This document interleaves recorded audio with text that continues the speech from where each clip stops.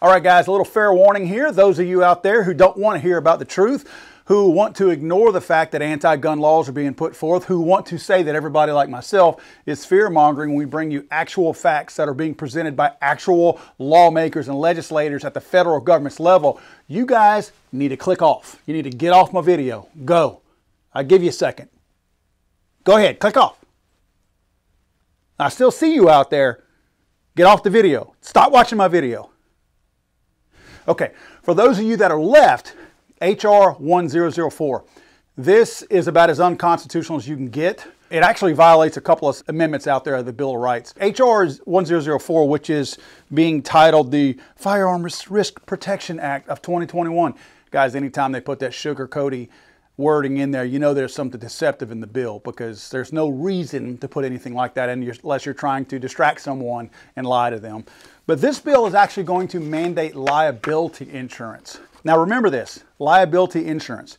Let's do a small comparison to vehicles, but let's remember that this is going to be kind of a straddling the fence between vehicle insurance and actual how they force healthcare insurance on us. The same type of concept is what they're looking at. What the wording states is, it's to prohibit the sale of a firearm to and the purchase of a firearm by a person who is not covered by appropriate liability insurance coverage. Make no mistake about this. It's unconstitutional to force insurance on anybody. Now, I know what you're thinking. You're thinking of the Affordable Care Act, where they forced that insurance upon you. The Supreme Court, if you will remember, avoided that whole 10th Amendment infringement by saying that it was more of a tax rather than actual insurance, because the federal government cannot mandate insurance. They absolutely can't do that. Any powers that are not already given to the federal government via the Constitution, because the Constitution gives the government authority over various things.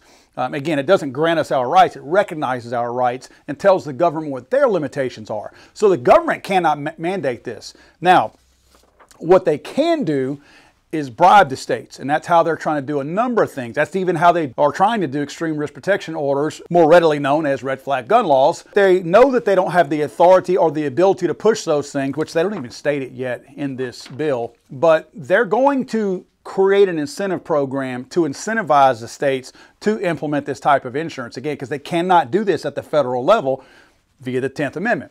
So look for that down the road. This is only a 3-page document right now, and that's why, because past this year, because there's so much more work to be done, and we know that Congress works less than Santa Claus in a normal calendar year. So this won't happen this year. This is just my gut feeling. They have way too much more to put in here to be able to push this thing and even force it through, because it's way too open-ended right now.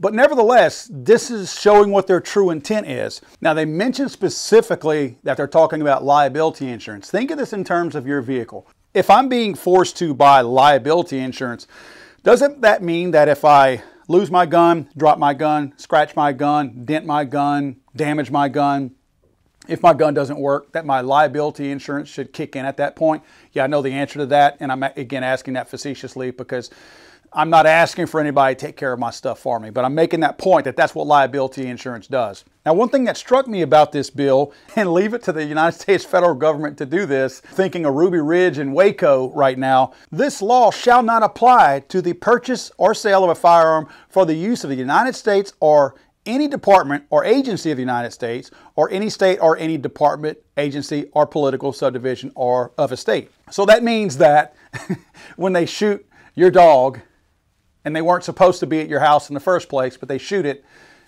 nothing's going to apply to that. There's no liability on their end. That means that whenever they do hideous things like at Ruby Ridge and shoot a completely innocent lady and a completely innocent little boy and murder them in cold blood accidentally, that there will be no liability tied to that whatsoever. So the government, the one agency, the one entity known more than anything of making more accidental deaths happen than anybody else with the use of a firearm, they're going to be let off the hook, but yet we're going to be responsible for every single trigger pull of that firearm as long as we own it.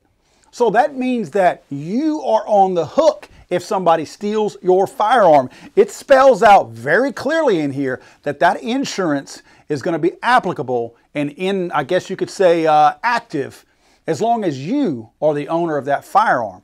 So that gun can be possessed by anyone else, not legally of course, but it can be possessed by anyone else and they can perform a crime. Your insurance is going to be tied to that. Now, what are you thinking? I'm not buying insurance, right? $10,000 fine for not having that insurance. And also, you were supposed to make sure that the other person that you're selling to, if you have a firearm, if you decide to get rid of yours, they have to have that same insurance. We're going to see additional bills, if not built into this one, that will also say that if you don't check for that insurance and something else happens and they don't have insurance, but they lied to you and said that they did, your insurance is still going to be on the hook for that, or you personally will be on the hook for that. Don't think that that's going away. It's absolutely going to be on you. They're trying to put someone on the hook for everybody else's misdeeds.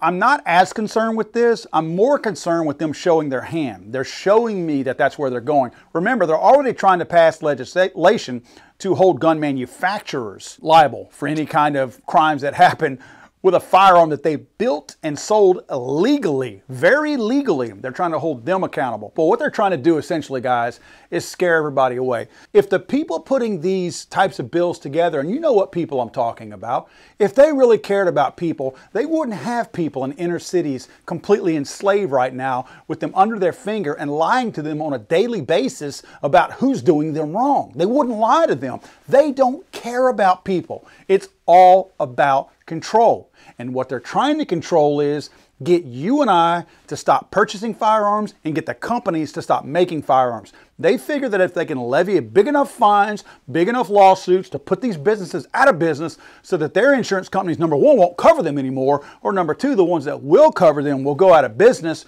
So they just, or they don't opt into making a business. They don't decide. You may have the guy with that next innovative thing in the firearm industry that just chooses not to do it because of the burdens of this insurance. That's what they're trying to do on the business side, the commercial side of it. They're trying to get those guys to just bow out, go away, or just not elect to get into it. On our side, the consumer side, they're trying to scare us away from it.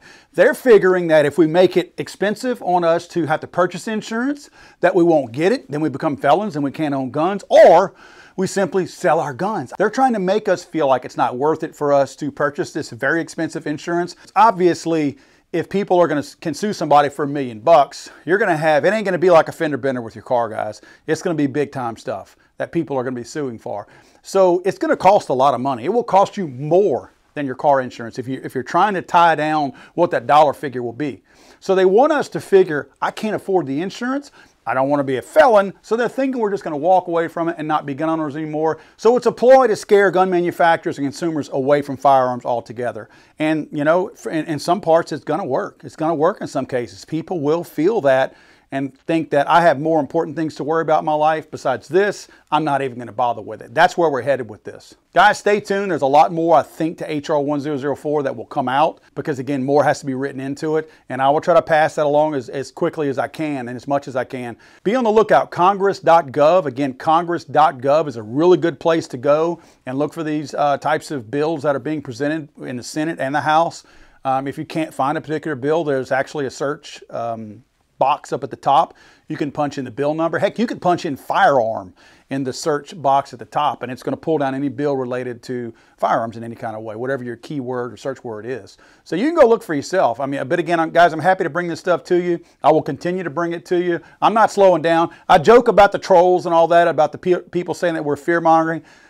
I honestly don't care. Guys, there's two people who I care what they think about me, and they live in this house with me. Other than that, I don't really care.